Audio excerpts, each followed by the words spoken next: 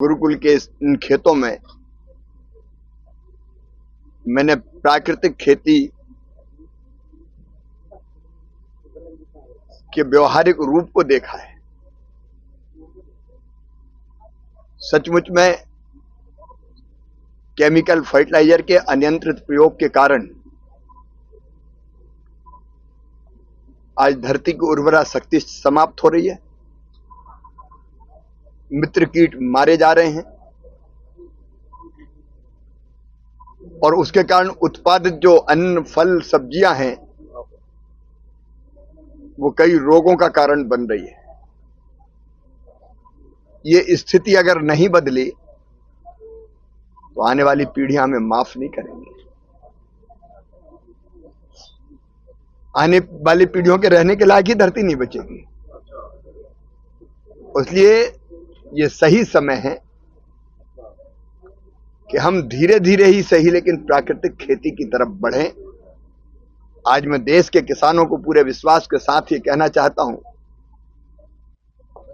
आचार्य जी के समक्ष बैठकर, ये धारणा गलत है कि प्राकृतिक खेती से उत्पादन घटता है।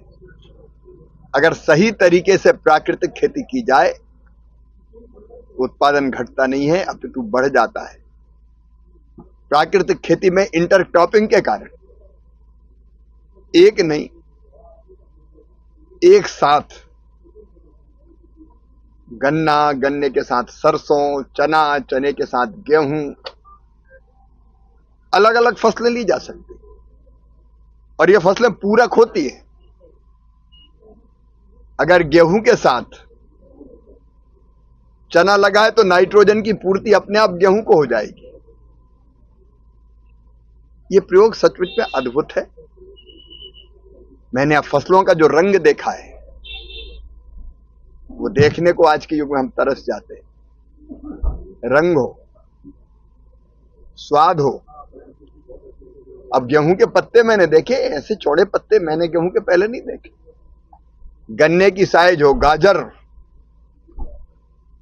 चुकंदर और ड्रैगन फ्रूट तो यहाँ कमाल कर रहा है।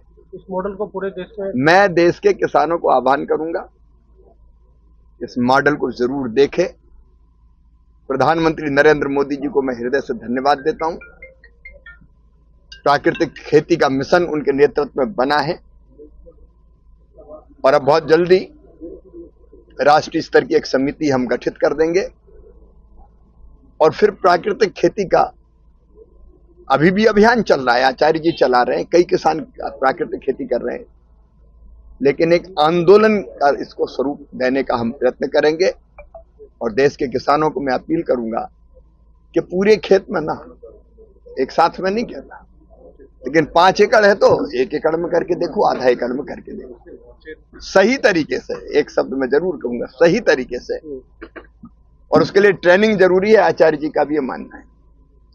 ठीक से किसानों को ट्रेनिंग देके अगर सही तरीके से प्राकृतिक खेती की जाए तो उत्पादन भी बढ़ेगा, गुणवत्ता तो बढ़ेगी ही, धरती बचेगी। अब केंचुआ गांव में देखने नहीं मिलता, और केंचुआ वो है जो धरती में 50-50 फुट नीचे जाता है, फिर ऊपर आता है, फिर नीचे जाता है, फिर ऊपर आता है, पूरी धरती को एक तरह से पोली बना देता हो, पत्थर की तरह कड़ी नहीं होने देता। और केंचुआ मिट्टी खाता और मिट्टी देता, वो भी खाद का काम करती है।